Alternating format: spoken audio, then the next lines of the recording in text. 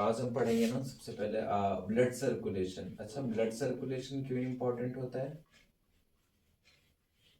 Blood circulation, ये जो blood circulation का वर्क होता है ना, ये मोस्टली हमारा कौन कंप्लीट करता है? ये करता है हमारा हार्ट। ठीक है।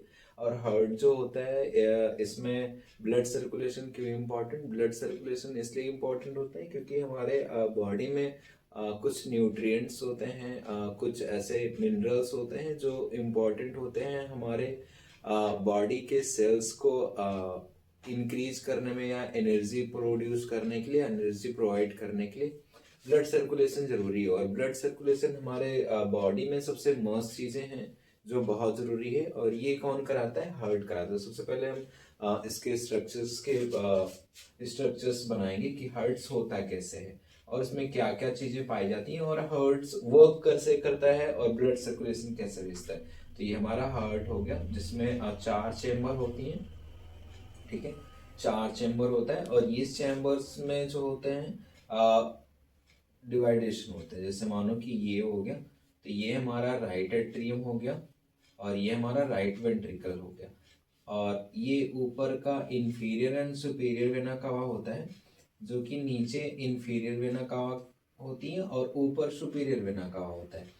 तो सबसे पहले स्ट्रक्चर्स ही देखेंगे, क्योंकि अगर स्ट्रक्चर्स नहीं समझ में आता है तो प्रॉब्लम्स होती है समझने में। अगर हम कोई चीज़ पढ़ रहे हैं तो हमको स्ट्रक्चर्स जानना बहुत ज़रूरी है।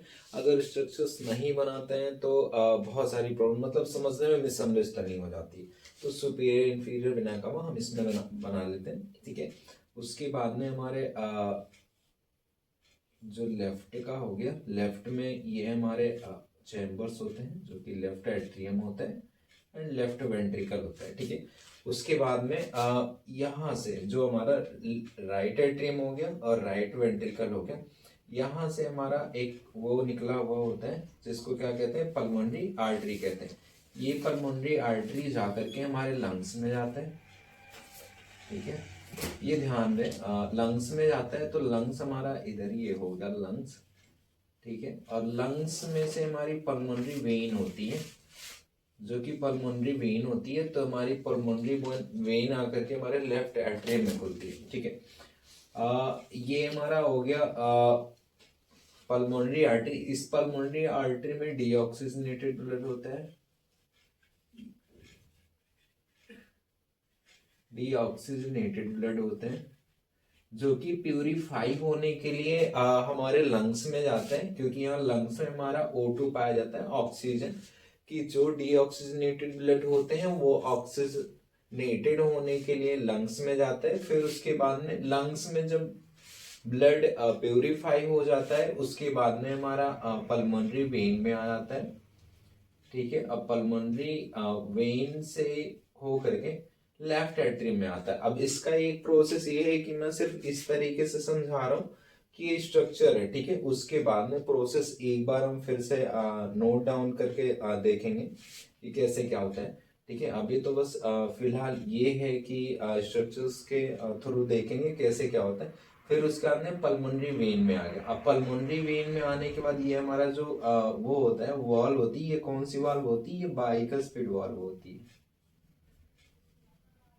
बाइकस्पिड वाल्व होती है हमारे, वैसे हमारे हाँ, इसमें हर्ट्स में 4 वॉल्व होती है। और ये जो इधर का वॉल्व होता है ये होता है हमारा ट्राइकस्पिड वाल्व। ठीक है, ट्राइकस्पिड वाल्व। अब यहाँ से जो पल्मोनरी वेन है, यहाँ से ब्लड हमारे आ जाता है लेफ्ट एट्रियम में आ जाता है। लेफ्ट एट्रियम में से जो हो लेफ्ट एट्रियम से होकर के बाइकस्पिड वाल्व से होकर के हमारा आ जाता है लेफ्ट वेंट्रिकल में। और लेफ्ट वेंट्रिकल में आने के बाद ये हमारा एक अरोटा होता है जो कि हमारी होल बॉडी में पूरा ब्लड सप्लाई करता है। ठीक है, तो इतना इसका प्रोसेस होता है सिर्फ हर्ट्स का। ठीक है। अब ऐसे यहाँ पे मिस्टर लिख के प्रोसेस देख लेते हैं कि कैसे होता है। सबसे पहले हमारा जो ब्लड है वो सुपीरियर इंफीरियर वेना कावा से आता है, जो कि सुपीरियर वेना कावा से और एंड इंफीरियर वेना कावा से ब्लड हमारे आता है हर्ट्स के राइट एट्रियम में आता है। राइट एट्रियम में आने के बाद हमारा ये जो ट्राइकस्पिड वॉल्व होता है, ये ट्राइकस्पिड वॉल्व ट्राइकस्पिड वॉल्व से होकर के हमारे राइट वेंट्रिकल में जाता है,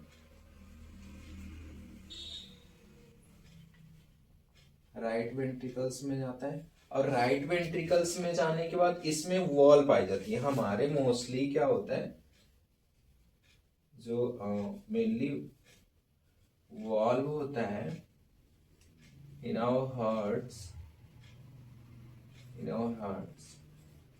that's a four wall, 4 valve हमारे हार्ट्स में पाए जाते हैं। पहला जो होता है वो हमारा ट्राइकस्पिड वॉल्व हो गया। उसके बाद में हमारा आता है पल्मोनरी वॉल्व आती है। पल्मोनरी वॉल्व के बाद आता है बाइकस्पिड वॉल्व। बाइकस्पिड वॉल्व के आता है अरोर्टा वॉल्व। ठीक है, तो एक ये हो गया और एक दो ये हो गया, फिर 3 ये हो गया, ये चार हो जाते हैं। ठीक है, अब राइट वेंट्रिकल में आ गया। राइट वेंट्रिकल में आने के बाद पल्मोनरी जो वेन होती है, पल्मोनरी आर्टरी होती है, उसका है पल्मोनरी वॉल्व। ठीक है, पल्मोनरी वॉल्व से होकर के ब्लड जो है वो हमारी पल्मोनरी आर्टरी में जाती है,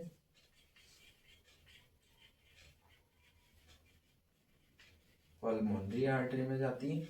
अब पल्मोनरी आर्टरी से होने के बाद जो पल्मोनरी आर्टरी है उसमें डीऑक्सीजनेटेड ब्लड पाया जाता है, और डीऑक्सीजनेटेड ब्लड जो है वो हमारे लंग्स में जाता है ऑक्सीजनेटेड होने के लिए।